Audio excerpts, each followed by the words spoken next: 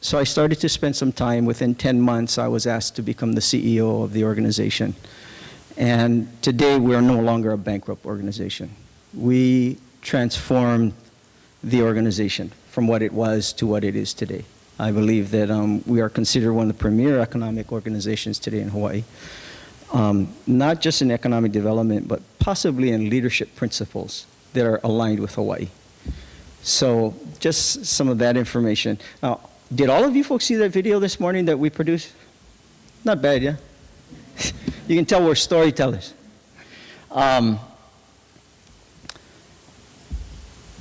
This is my grandaunt. That is the lady who is quoted at the beginning of the video, and you heard Auntie Pilahi's voice at the end. Her name is Pilahi Paki.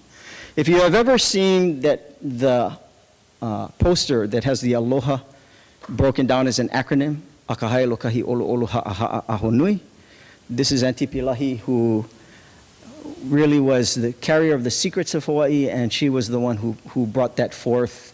It really came forth 42 years ago at the State Governors Conference, when she stood up and she said, I believe we have forgotten something. And she started to share her mana'o about Aloha. And so that's really where so much of my foundation is laid, is because of my grand aunt, Auntie Pilahi. In the video, there is a short snippet that says, and in this place was born a computer code named Aloha. You folks recall that?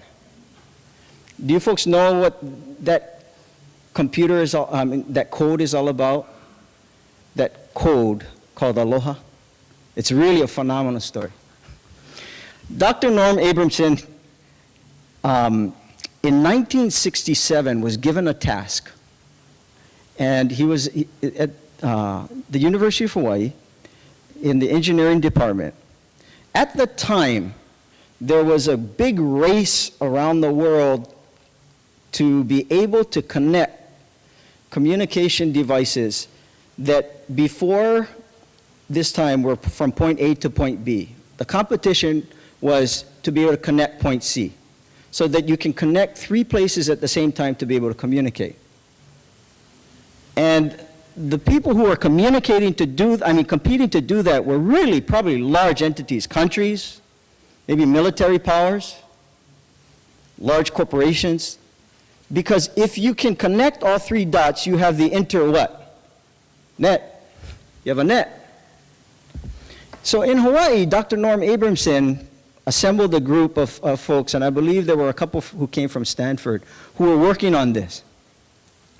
And it took them a few years. The reason why they wanted to do it was not because they were trying to compete for some kind of world dominance.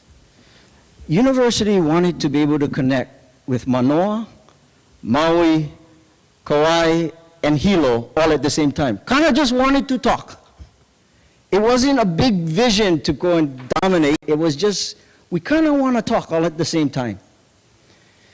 So they wrote the code that is today known as the Aloha Protocol. And when we were doing that video, we wanted to make sure that we had the accurate story. So we found Dr. Abramson living in Northern California. And we asked him what the story was. So he asked us why we wanted to know.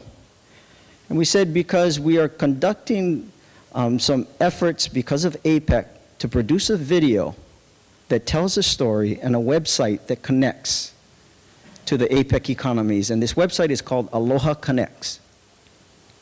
And he said, where did you get that term from? Where did you get that name, Aloha Connects? So we explained that Auntie Pilahi taught me that what Aloha is all about is connection. It's about connection, healthy connection. He kind of blew his mind. And he said, okay, let me tell you what happened. So he tells us that they assembled, right? And they wrote the code. And they were sitting in a room one day, and they were trying to figure out what they were going to call this code. And they put up every scientific term they could on the board to name this code that they had developed. and they couldn't come to agreement. And someone in the room said, why don't we just call it Aloha and move on? So they all agreed. That's a good name, 1971. Let's just call it the Aloha Protocol, and we'll move on. So, area links,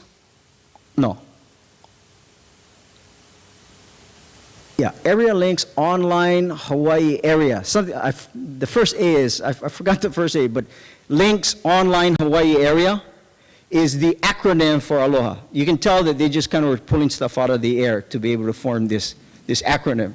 It really wasn't about the words, it was about using Aloha. So he said, let me tell you how Aloha works. Every time anyone in the world presses send on their wireless phone, anytime anyone in the world connects to the internet, anytime anyone connects to a satellite, anytime, when you hit send, the first thing sent is Aloha, because Aloha connects. That is the name of the code which connects all of that activity. Now, how many of you folks knew that story and that it was born in Hawaii? Anybody? Kind of a neat story for what we're here to talk about today, yeah? That's Dr. Abramson.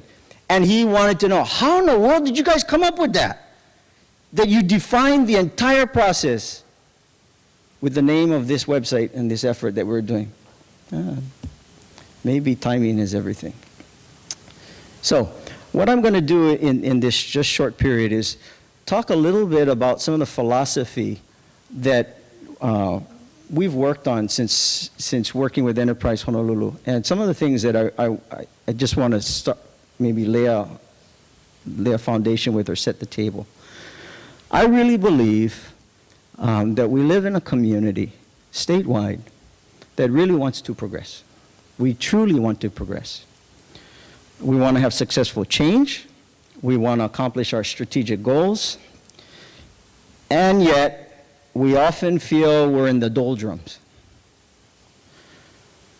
Now, if we consider the doldrums, you know, sometimes it's just something you walk into and it kind of feels like it's imposed on you. You know, you go into this area and boom, it's imposed. Things happen very slowly in the doldrums. They're sticky and hot. It's depressing, sometimes hopeless. That's the doldrums. And I think that, you know, we feel often that we go through this cycle. So it's natural for us to try and work on solutions to deal with the doldrums. It's natural for us to, as innovative people, to come up with new ideas to handle the doldrums and to inspire collective workforce team interaction to provide opportunities for the ideas that we come up. It's all natural. And how do we handle the doldrums? How can we deal with it? How can we build a healthy community? So that's what I'm really going to just share very quickly to set up our panelists on what they're going to be sharing. So, you know, we all have those common goals and objectives. And when I took over the organization, we have what I call Model A and Model B. And this is what I was taught is the method to be able to accomplish our goals. Really what we do is we have to identify a vision, a mission. We go through a strategic planning process, develop an organizational structure. It's really an exciting time. We come together in a retreat and we just start cranking out the work. It's exciting. We're checking off the boxes. We're working on it. And I see this happening consistently in all the different work that we work in with other organizations. And it's fun, it's exciting, it happens quickly, and then for some odd reason, we run right into a wall. Boom! All progress stops. We run into a wall, and I call it the relationship wall. For some reason, something stops our progress. And it has to do with relationships in some variable. It could show up in labor, it could show up in policy, it could show up in finance, but something stops it, the progress. And this is how, quite often, we deal with this issue of the doldrum or that wall. We hire consultants to help us deal with the wall. We employ legal to help us beat the wall. Or we develop campaigns to overwhelm the wall. Interesting, our method for dealing with relationship walls. The funny thing about this is that the minute we do that, the wall gets thicker. Because everybody on the other side of that wall is doing the very same thing that we're doing. And it's amazing that all of a sudden that becomes an incredible consumer of resource. Aloha. I'm the only one who has that song on their phone. It's a pretty good song. But it's amazing how we deal with it, and then this becomes the consumer. It's almost like a black hole of resources in dealing with that relationship wall. Well, this is what I was taught, and this is what we did within our organization. I really don't have a strategic plan. I more have a strategic view. Really, what is the view that we have? How do we view all of you in this room to be a part of the healthy future of Hawaii and your children? It's not a plan. It's really a view that I want to see that everyone is a part of this future and current. And what was so important for us is to identify what our values are, and then to identify the relationships that were opportunistic for us. In other words, the relationships that were given to me that I could bring these values to. Now, while everyone else was working on the retreat process, in a bankrupt organization, this is where we began. We began with our values and relationships. And as we brought them to the relationship, it was meant, this circular figure, was meant to now start working and bringing and integrating our values into the relationship. And as that would happen, regardless of what the issue was, somehow these values started to build a healthier relationship, and it started to grow more relationships. And as we worked on that and it grew, it continued to grow, and it continued to expand, and it continued to expand, and it continued to expand. Now notice where we're at. Recently, we were given the opportunity to apply for something called New Market Tax Credits for the state of Hawaii.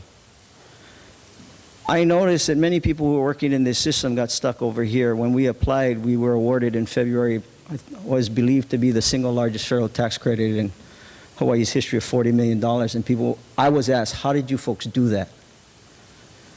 This. It's the Aloha model that we're sharing today.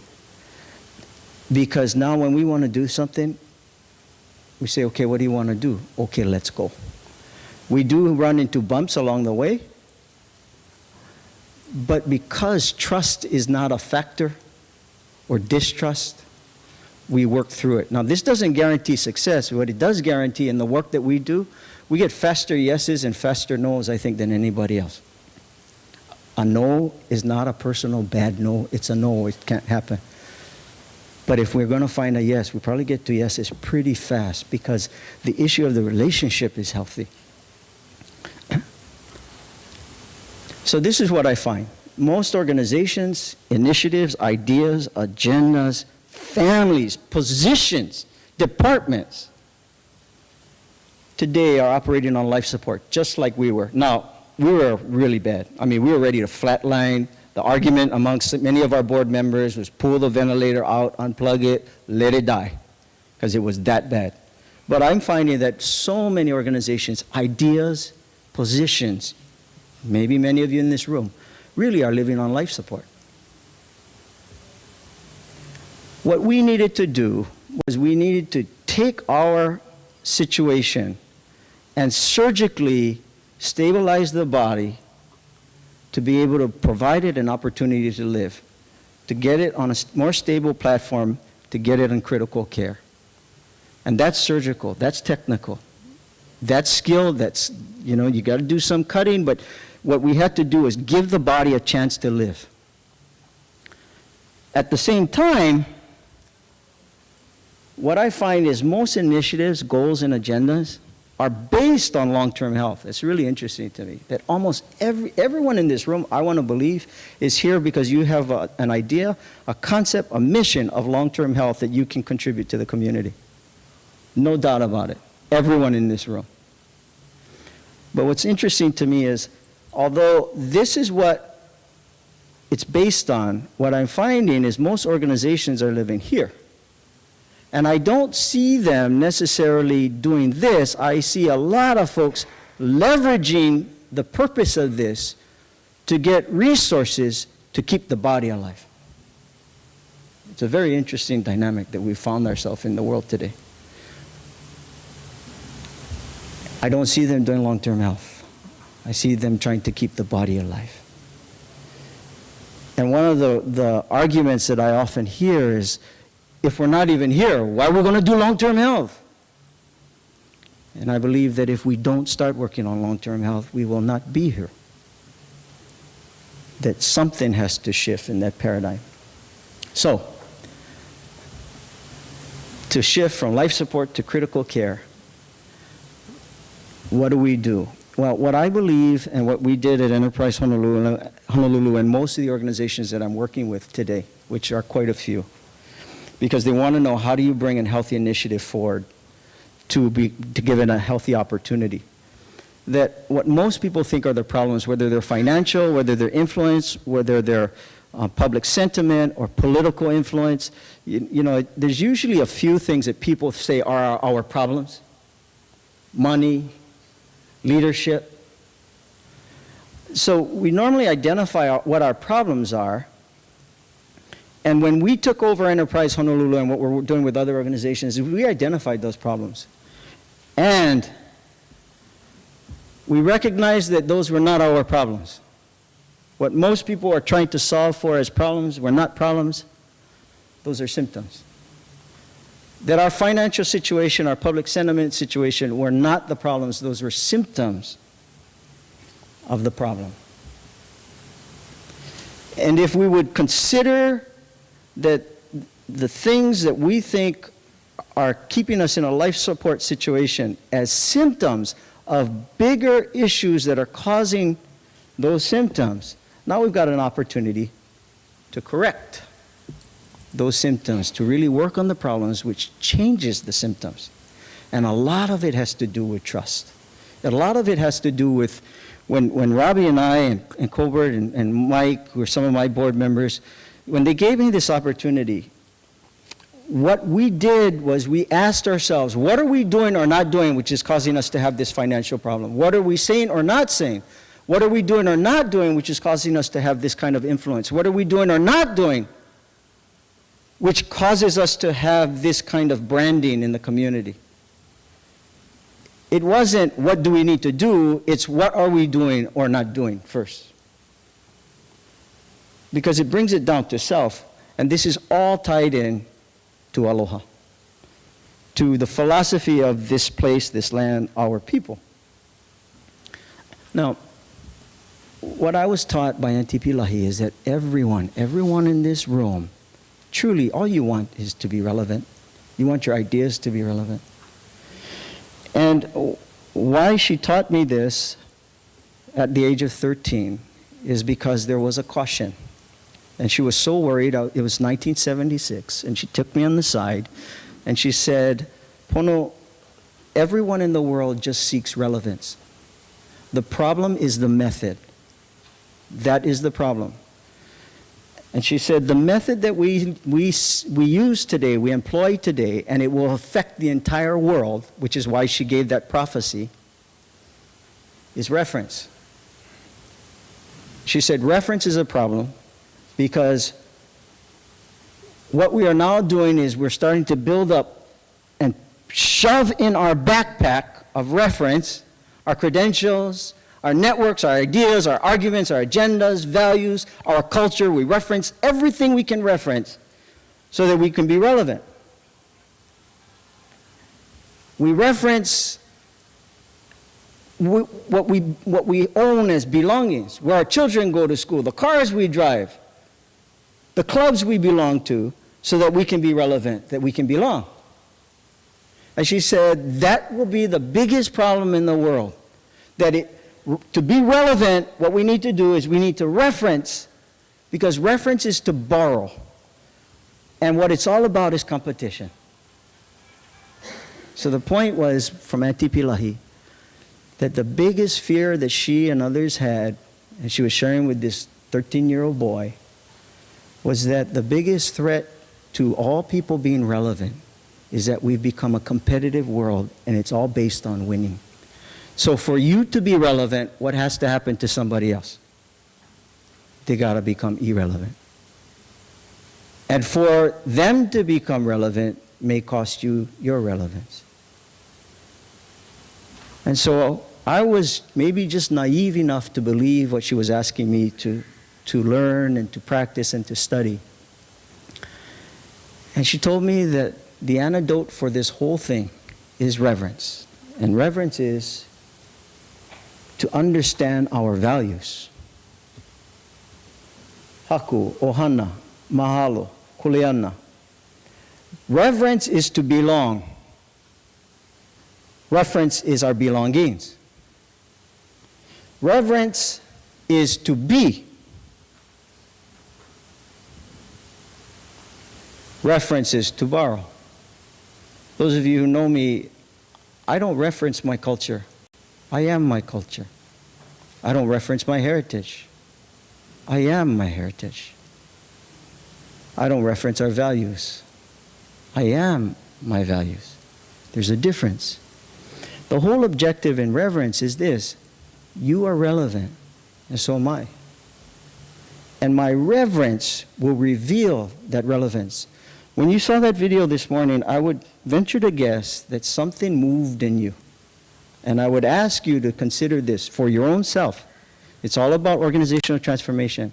Consider what that was that caused you to be moved this morning when you saw the video.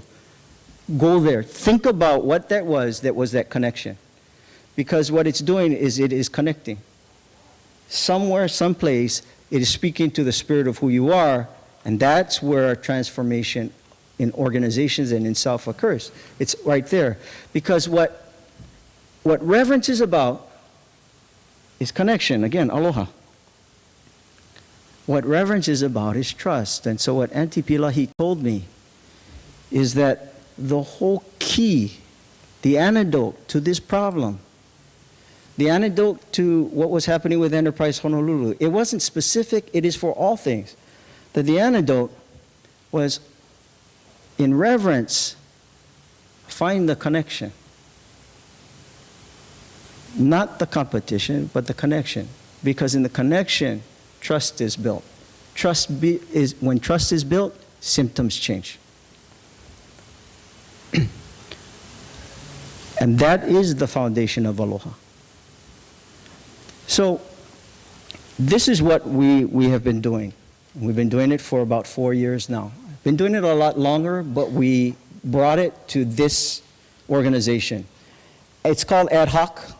Aloha defines Hawaii's organization's culture. My friend Mike McCartney took over Hawaii Tourism Authority about the same time that I took over Enterprise Honolulu. In the biggest economic downturn in the history of Hawaii, as well as the worst natural disaster that Japan experienced, and what happened? Breaking all records. What did Mike do? I can't wait for him to tell you guys what Mike did. It's really the same thing. Aloha defines Hawaii's tourism culture. In all the work that we do, Hawaii defines Hawaii's labor culture. Aloha defines Hawaii's education culture. What we're doing is we're starting to redefine all the different individuals or organizations according to Aloha. What does it mean to define your organization, your work, your family, yourself according to Aloha? So you can substitute organization with any word you want. Self, family, department, concept. Ad hoc, I love it because when you're done, get out of there. Pow. Move on. Time to do it with somebody else or someplace else. So where do we start? And then I'm going to just share a real quick story, and then we're going to take a break, and I really look forward to Blake, Robbie, Colbert, and Mike sharing with you folks, and then allowing you to ask questions, and real examples. Where do we start? Where do I start? So in 2000, I lost my job. And I hope that you can find the symbolism in what I'm sharing with you today and what you're doing in your life and in your work professionally. But I lost my job. I was working for a very large restaurant corporation, the corporate sales manager and trainer. And I was offered quite a few jobs. And I told my wife, I can't take another one because something is going to happen in the economy. And I can't explain what it is, but something's going to happen, and I need to be able to know what it's like to be able to be innovative, creative, live with my faith and my values. Because when that happens, somebody's going to have to be able to show people that it's going to be okay when that happens. I had no money, which is terrifying to a wife. But I needed to do this. And so I went and started doing odd jobs, and then given the opportunity to open up the concierge in Ward 16 Theater. And it was a struggle. It was hard. It was amazing the things that you learn along the way as you struggle, because you have nothing else but your faith, your hope, your values. Aloha. And it was very, very hard. And then 2008 occurred. And Nigel calls me and he asked me to go and help Mike Fitzgerald. What did I learn during that time? 7 years ago, right after Katrina, Christmas 2005. Very, very difficult time in my wife's life. I got hit by a federal tax lien by the IRS for back taxes, and it hurt. They took everything I didn't have.